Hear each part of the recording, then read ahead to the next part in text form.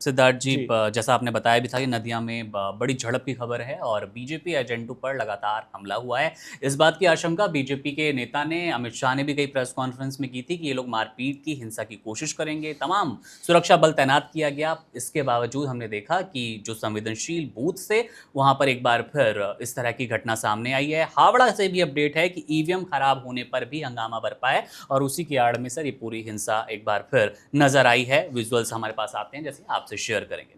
देखिए मुकुंद, ऐसा है कि हिंसा के लिए मुझे लगता है कि टीएमसी के लोगों को बस बहाना चाहिए हम्म। होता है, कुछ भी मिल जाए और उसकी आड़ में वो हिंसा कर सकें। इस तरीके का पैटर्न है, अलग अलग सीटों पर हमने ये देखा है और अभी भी हम देख रहे हैं। ईवीएम खराब होना एक टेक्निकल एरर है। अगर हम्म। वहाँ पर चुनाव बाधित होता है तो उसके लिए इलेक्शन कमीशन जिम्मेदार है जी। और वो फिर से, कई बार ऐसा होता है कि ईवीएम की वजह से वोट नहीं डल पाया, किसी वजह से वोट नहीं डल पाए, तो फिर वो वोट डलवाने के लिए एक अलग तारीख तय भी की जाती है। अब ईवीएम कितनी ख़राब है, थोड़ी बहुत देर में अगर ठीक भी हो जाती है तो वो भी एक अलग विषय होगा। बार बार सर चुनाव में एक और बात का जिक्र हम सायनी जी। घोष को खूब सुन रहे हैं पिछले कई दिनों से। वो काफ़ी एक्टिव हैं, कई मीडिया चैनल से बात कर रही हैं। उनकी बातों में जो जिक्र है वो इस बात का है कि ये बंगाल की धरती है, ये यूपी नहीं है, ये बिहार नहीं है, ये मध्य प्रदेश नहीं है, उत्तराखंड नहीं है, तमाम वो राज्य नहीं है एनडीए शासित जो 22 राज्य हम देश में देख पाते हैं केंद्र शासित प्रदेशों के साथ। तो ये गुमान कह लीजिए या डर कह लीजिए या किसी ऐसी नीति की ओर इशारा है कि बीजेपी वाले तो नजर नहीं आने वाले, हमने ऐसी प्लानिंग कर रखी है। तो ये सर किस और इशारा है? पुलिस है, पूरा प्रशासन है, आपको उनसे दिक्कत होती है, आपको दिक्कत होती है, कोई भी बीजेपी का नेता, इवन प्रधानमंत्री पहुंच जाए, उसके बावजूद आप कहते हैं कि ये हमारी धरती है, आप लोगों का यहाँ पे कुछ लेना देना नहीं, बाहर रहिए।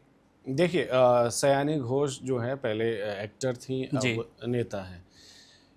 बाकी लोगों को भी ये बात समझ लेनी चाहिए कि वो बंगाल की धरती ही नहीं है, वो भारत की धरती है। बिल्कुल। और हम कहीं पर वोट देते हैं, हम कहीं से आते हैं, इसका मतलब ये नहीं है कि उस ज़मीन से हमारा कोई लेना देना नहीं है। हम्म। ये संवैधानिक हक है कि हमें कहीं पर जाकर भी चुनाव लड़ने, वहाँ का वोटर बनने और कहीं से जाकर बसने की पूरी आज़ादी रहती है। जी। तो ये वोटर तय करेगा, ये कोई बीजेपी, टीएमसी या कांग्रेस तय नहीं करती है।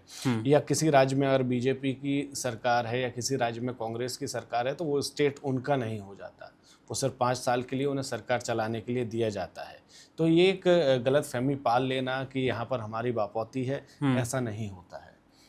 तो यहाँ पर भी इन्हें सत्ता की ऐसी जो ललक लगी हुई है कि लोगों को कुछ भी कह देना, कुछ भी बोल देना, नहीं ऐसा नहीं होता। आप क्या चाहते हैं, आपके बंगाल में चुनाव प्रचार के लिए भी कोई ना जाए? तो बिल्कुल। ऐसा नहीं होता। राष्ट्रपति जब खुद पहुंची थी वो दौरान भी हमें याद है उनका वो भावुक बयान आया था कि एक राष्ट्रपति के तौर पे मैं बंगाल आई हूं और मेरा इस तरह से अपमान। वहां पर भी हिंसा की छिटपुट खबरें थी, ममता बनर्जी पहुंची नहीं थी। तो ये देश से सर कहीं ना कहीं मुझे लगता है कि इस राज्य में विशेष आप कह लीजिए वो जमीनी कोई ज़मीनी नहीं है, एक तरीके गुमान का कह माहौल लीजिए। बनाया जा रहा है। द्रौपदी मुर्मू वहाँ की उतनी ही राष्ट्रपति हैं जितनी वे दिल्ली की या किसी भी दूसरे बिल्कुल। राज्यों की।